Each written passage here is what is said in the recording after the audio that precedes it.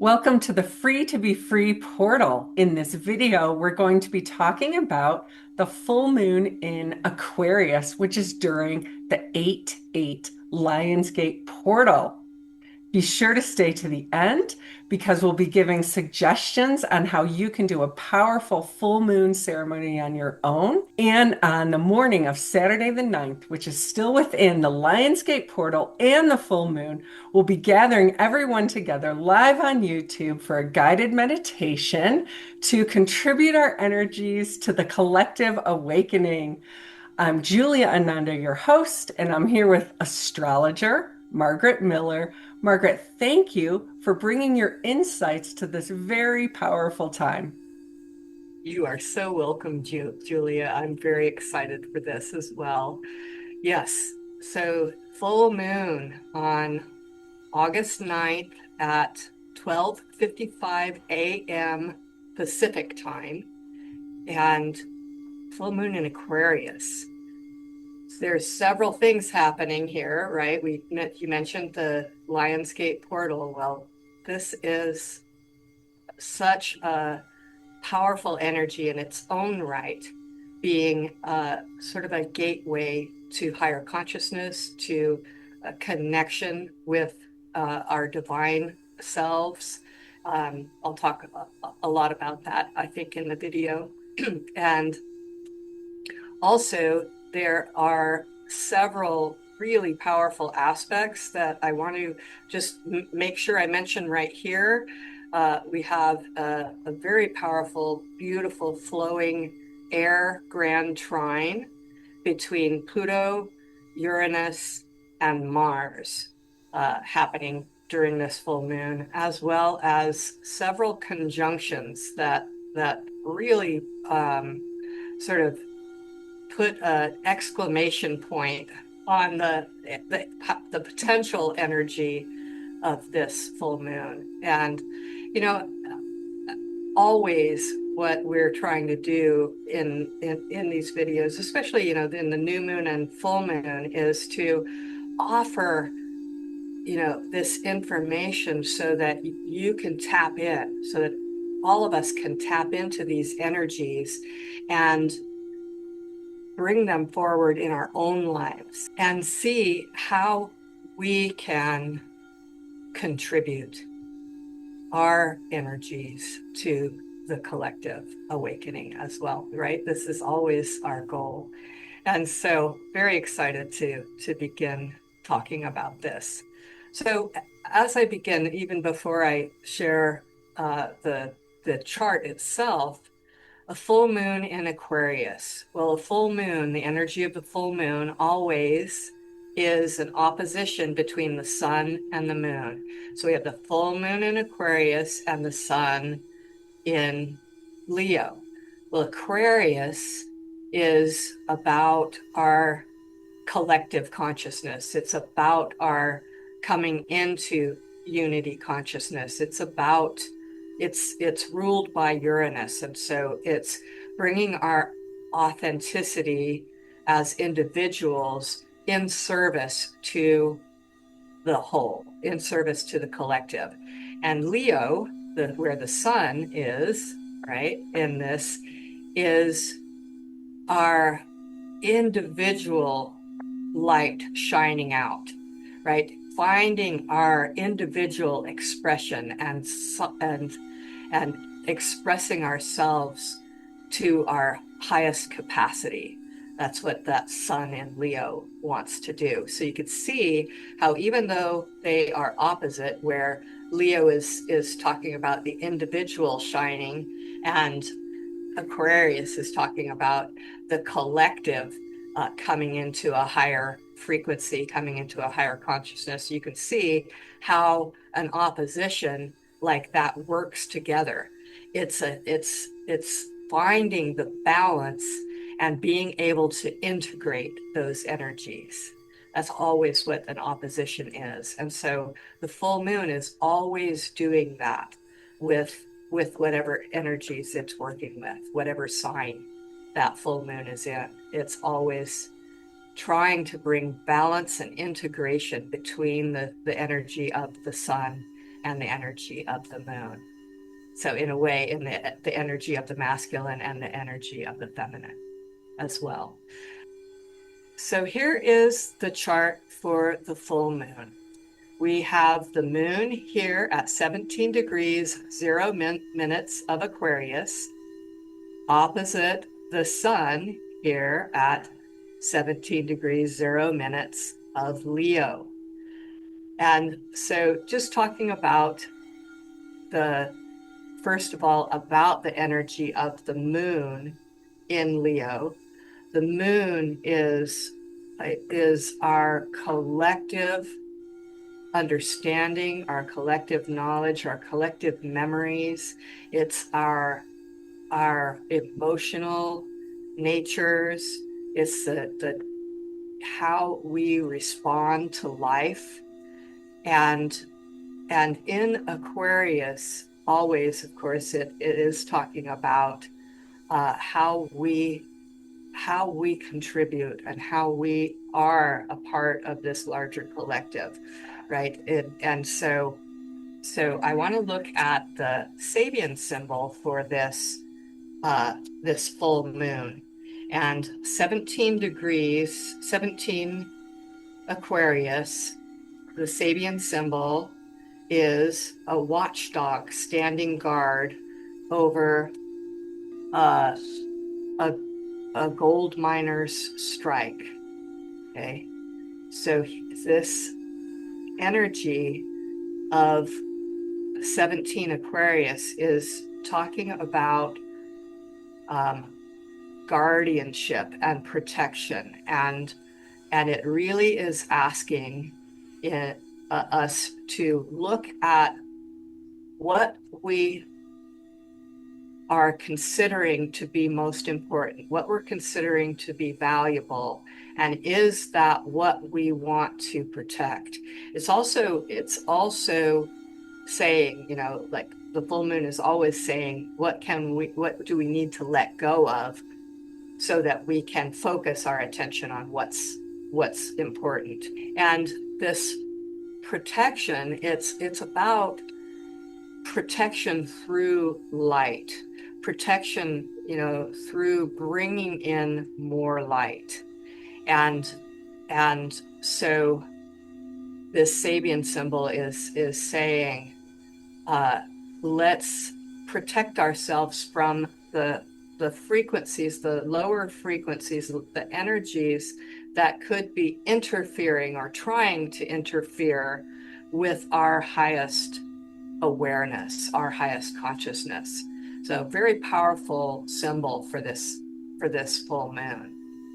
And then the Sabian symbol for Leo 17, where the sun is shining, is a volunteer church choir is rehearsing.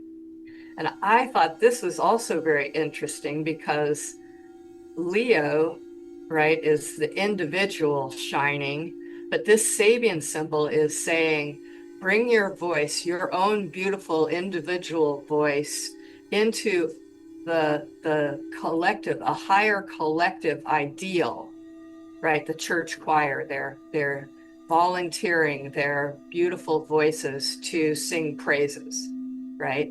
And so it also has this energy of how are we, shining our individual light towards the evolution of human consciousness. How are we doing that?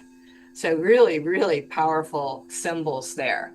And I also wanted to just briefly bring in the gene keys associated with each of these.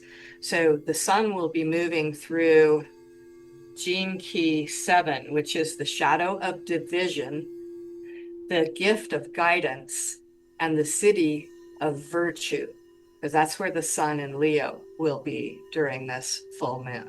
Okay. So looking at how we separate ourselves, how we divide ourselves, or how we are divided, or how we perceive ourselves to be divided, and to move from that into a listening mode that allows us to hear the true guidance that's trying to come through, and the message that we are all part of this greater whole, and we all have access to guidance, and that guidance, can be taken in individually, uh, so that we can and so that we can contribute, uh, through our actions, through our guided actions, to the whole. Beautiful, beautiful energy there. And then the opposite, the programming partner in Gene Key's terminology, the opposition is Gene Key 13, which is the shadow of discord, the gift of discernment, and the city of empathy. So you can kind of see how those two work together, right? If we're having discord, then we're going to, contribute to division. If we use discernment and we protect ourselves in that, bringing in the Sabian symbol, we protect ourselves from the dialogue, or the flood of misinformation and negative, fearful, information, and instead discern what is true and right from our own hearts, from our own wisdom and knowingness deep within us, then we can, contribute to this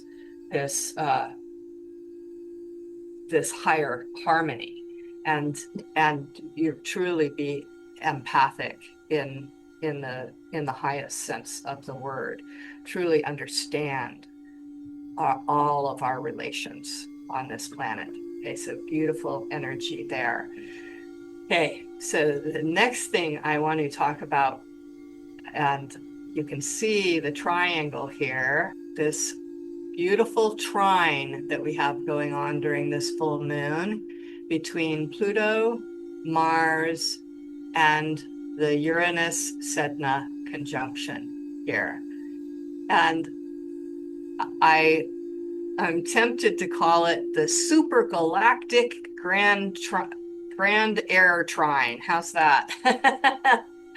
Because of some of the things that are happening at these points. So just because I said that, I'm going to start here with Mars at 2 degrees of Libra in this chart. Now, 2 degrees of Libra is the supergalactic center. Some of you may know what this is, and some of you may not. So I'll go into it just a little bit. Probably heard of the galactic center, which is actually at 27 degrees of Sagittarius. But this is different. The galactic center is the gravitational center of our solar system, of our Milky Way, right?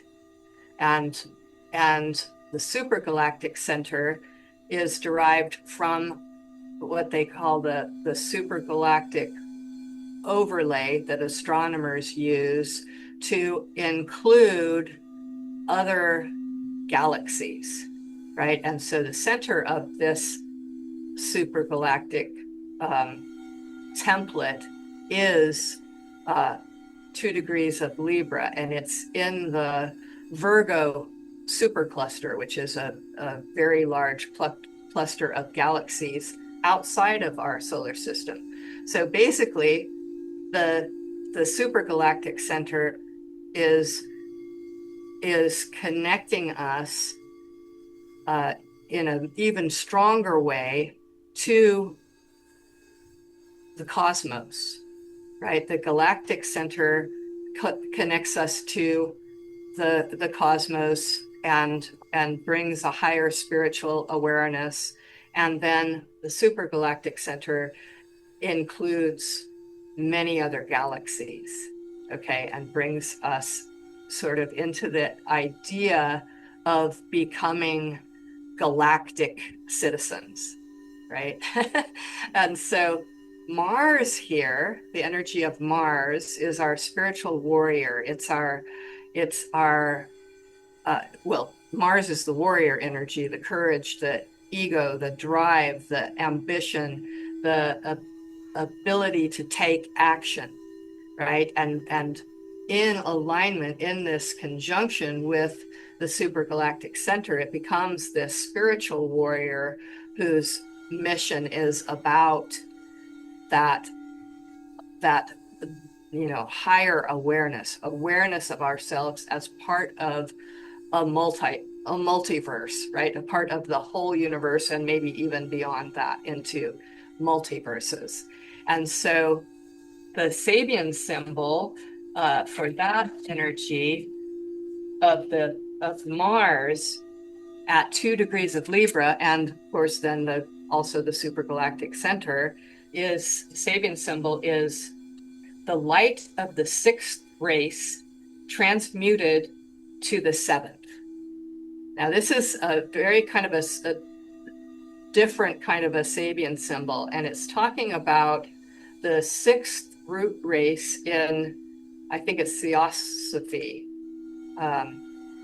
where the human race has raised itself to a spiritual awareness. They have awakened spiritually, and they are beginning to operate at a level beyond just rational thinking or the intellect, and are now operating more from a spiritual awareness. And then the seventh race is where they have become that unity consciousness, where they have moved completely into that unity consciousness. So that's a really powerful Sabian symbol for this leg of the trine here. So then Pluto, of course, is our planet of death and rebirth and transformation and transmutation. Really, this is a collective energy, whereas Mars generally is, considered a personal planet.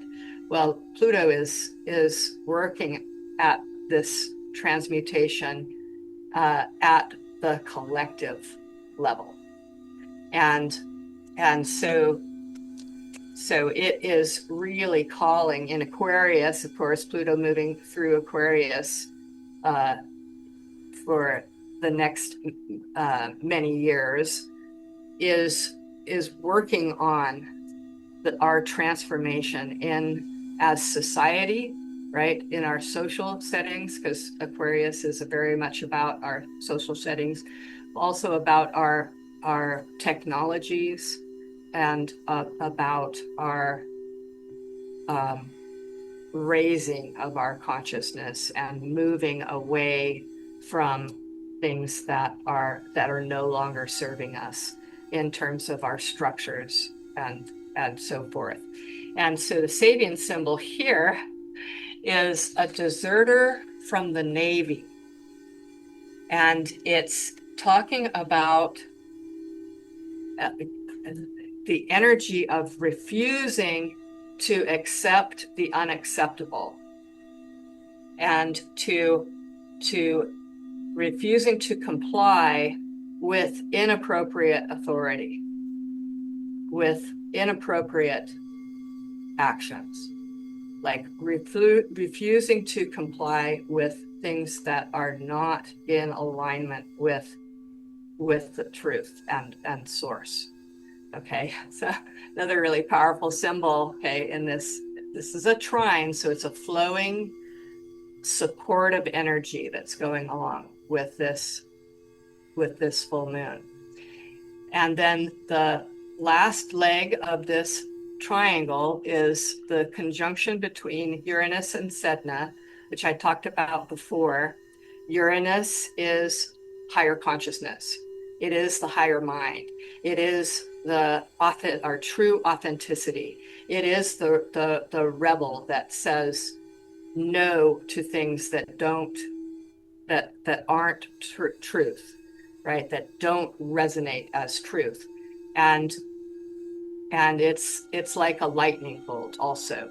And as it's moving through Gemini, it's going to be giving us these new and maybe sometimes like lightning bolt ahas, new ways of perceiving ourselves and new ways of communicating, new ways of seeing and understanding ourselves and our place in the world.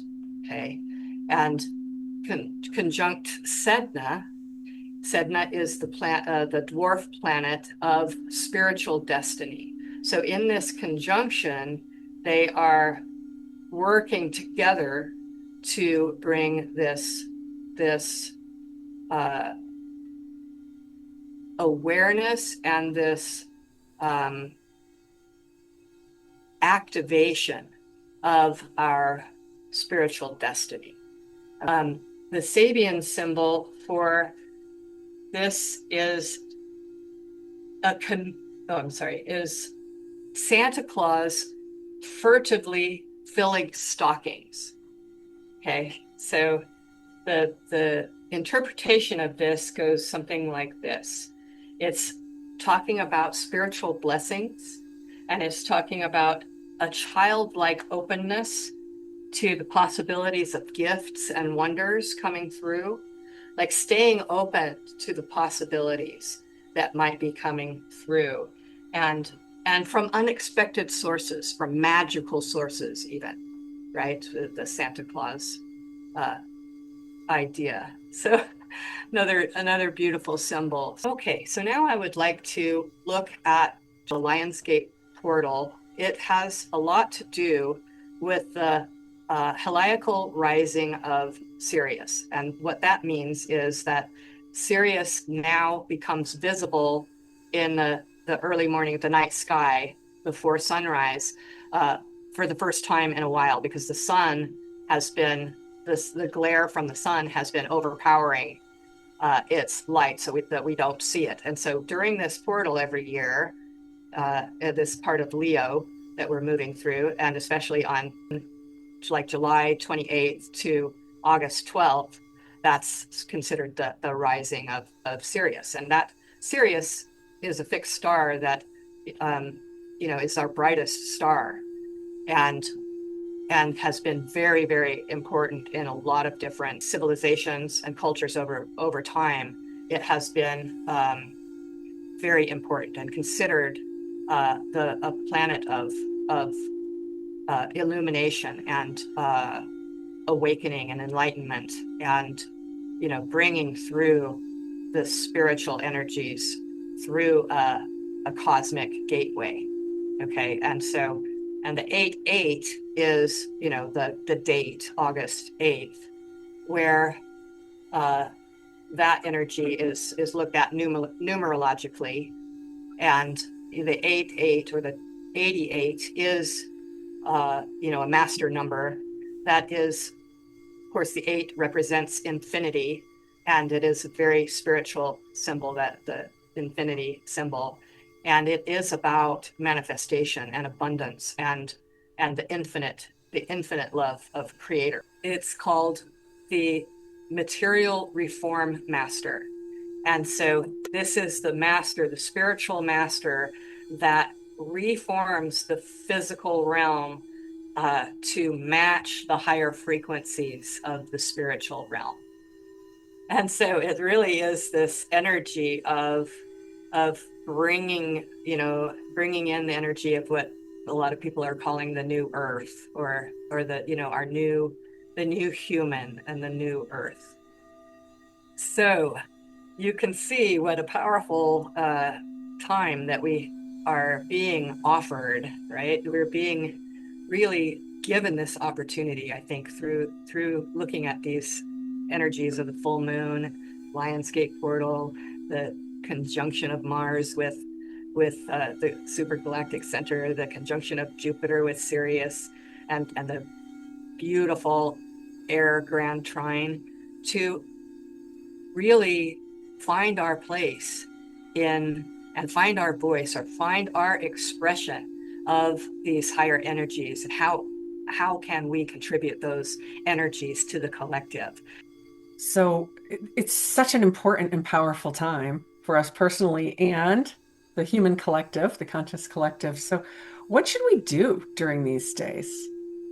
Yeah, so I would be, I would say that this is a very, very good time for introspection, right? But it's also a really active time, right? Because this is summer. This is we want to shine like the sun. So I would say both. I would say that there's room for good long pauses where you're looking inward and seeing what is important, doing an inventory, finding out what's important and what can be let go of, and what needs to be protected, and how it needs to be protected, right? Like, is it your energy? Are you expending too much energy on things that don't matter to you, and you need to bring it back in, and so that the energy can be utilized in uh, more helpful ways. That's one of the things that I would say.